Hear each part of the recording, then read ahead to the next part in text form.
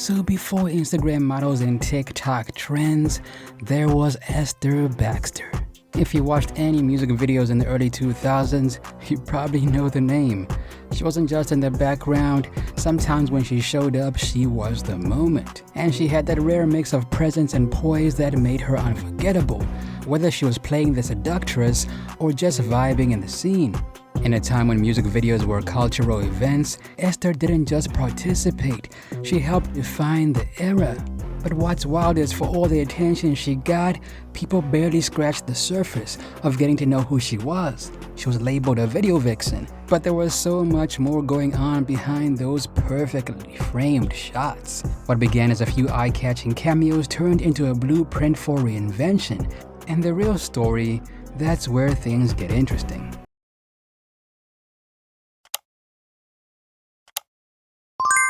So it's sunny Miami, 1984, and Esther Baxter is born right there in the heart of this buzzing, vibrant city where cultures blend like perfect cocktails. And she's got a little bit of everything in her blood. African American, Indian, Cuban, Norwegian, Italian, Puerto Rican. And that mix of all these ethnicities, it's not just rare, it's magnetic. People see her and just stop. And she had the kind of beauty that you could not look away from. So fast forward a bit, Esther's growing up, and Miami's pulsing with music, street style, and that raw urban energy. When she was younger, she didn't really know what to do with her life, but her brother saw what she needed to do. So he goes up to her and says, "You've got it. The look, the vibe, you could kill it in music videos." Well, my brother was the one who started it. He used to be like, "You should do videos, and you should do modeling." And I was like, yeah, right. I was like 16 or 17, and my brother was like, "You know, you can make a lot of money." And I said, "Well, exactly how much?" He also mentioned that I would need an agent, and I got an agent. And that was pretty much it. At the young age of 16 or 17, after securing an agent, she officially embarked on her journey to become a video vixen. So it's 2004, and Petey Pablo drops Freak a Leak, and the song is already a banger. You hear it everywhere. But then the video drops, and boom, Esther Baxter steps into the frame.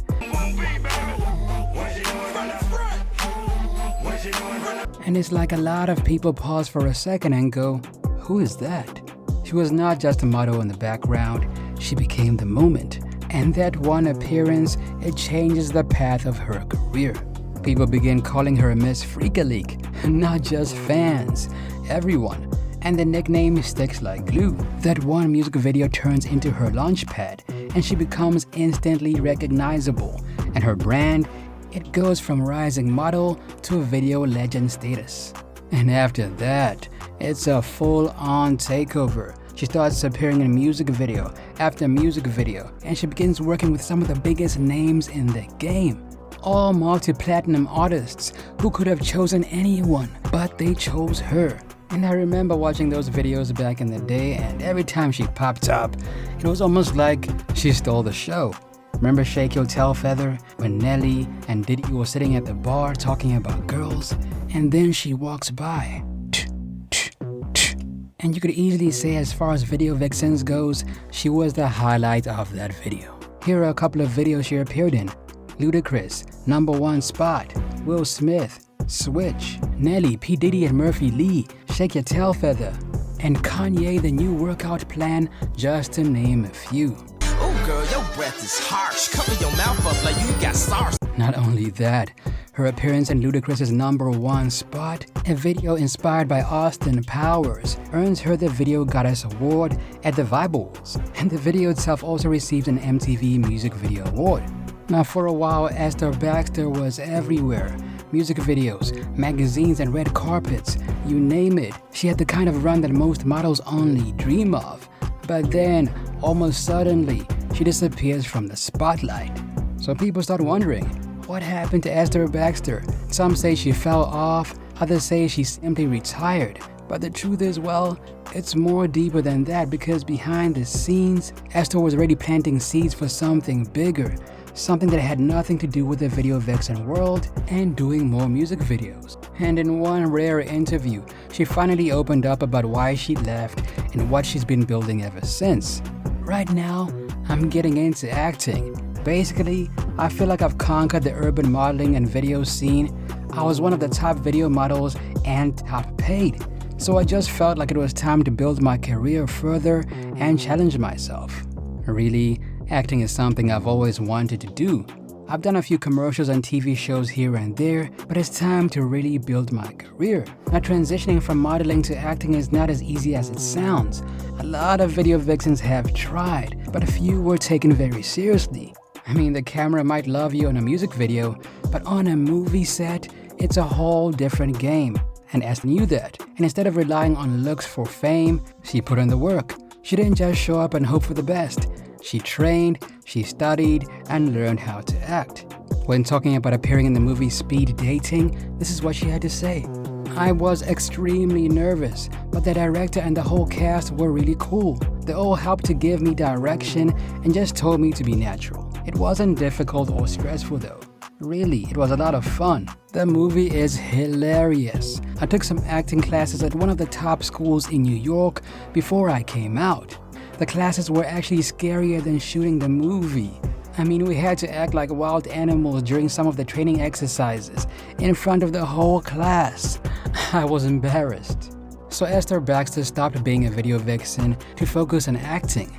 But right after she stopped being a video vixen, she did say that she wanted to start a blog on food and cooking, and said she wanted to focus on selling t-shirts. Okay. Now we all know being a video vixen has its fair share of drama behind the scenes, like Superhead. We all know what happened to her, right? So what happened to Esther Baxter behind the scenes? Well, enter Joe Budden. Now following his split from Sahiri, Joe Budden then begins dating Esther Baxter.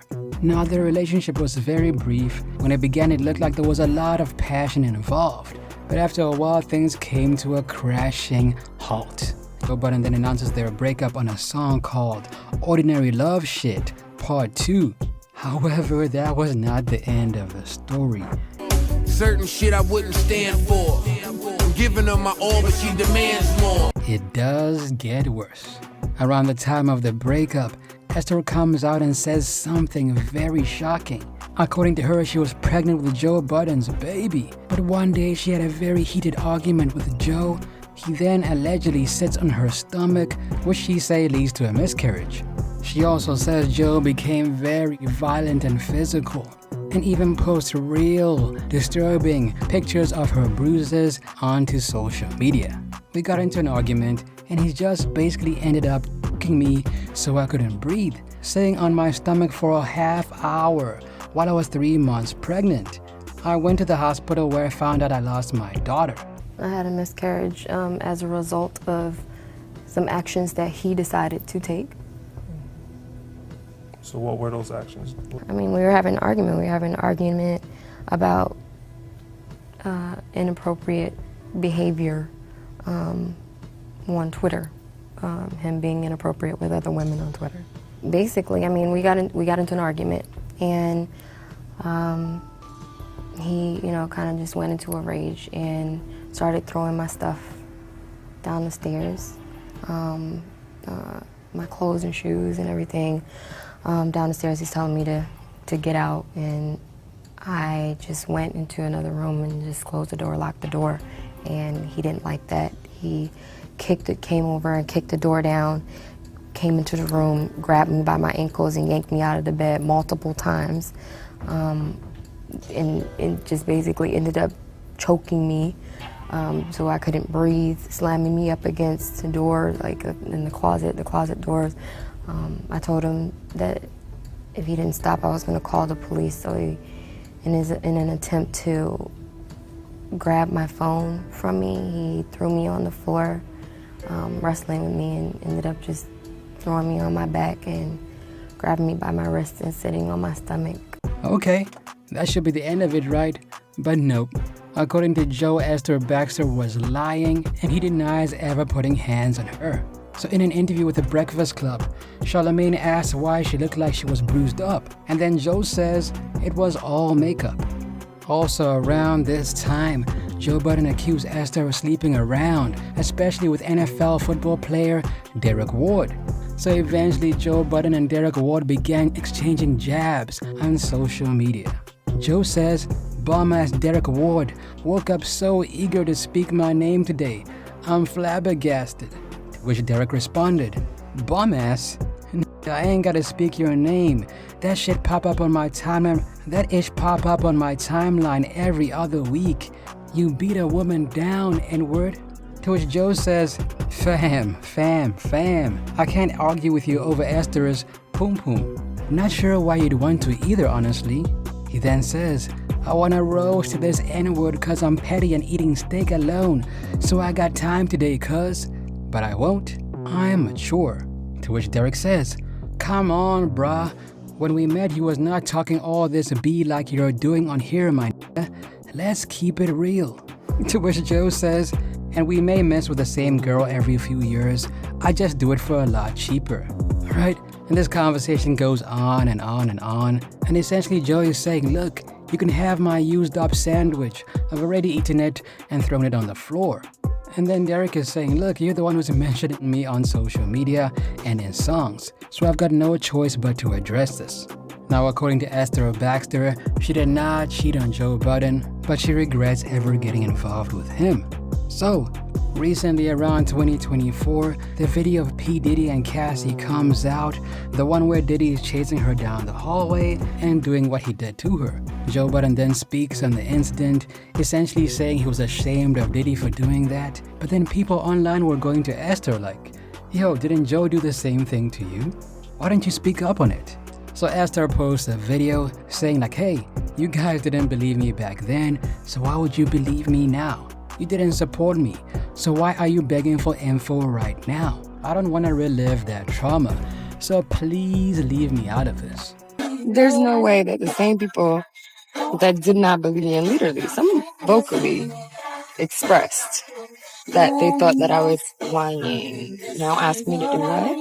So, Esther Baxter's story is one of those that sticks with you, not because it's neat and polished, but because it's messy, raw, and real. She came into the game young, beautiful, and suddenly everywhere. Music videos, magazines, TV screens. You couldn't flip through BET or MTV without seeing her face.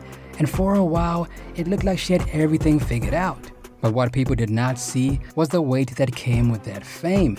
The expectations, the labels, and the pain. Especially when the Joe Budden drama hit the blogs and her personal life got thrown into the public like some kind of spectacle. And then people picked sides. She was either the video girl or the ex, rarely just Esther. So she stepped back quietly, no press conference, no crazy goodbye, just gone. But she wasn't running. She was rebuilding, and she was chasing after a new hustle. That's it for me. It's your boy Ali. What happened to Esther Baxter in your opinion? Let me know down below. Also add me on Instagram at Ali Talks Music. Till next time, peace.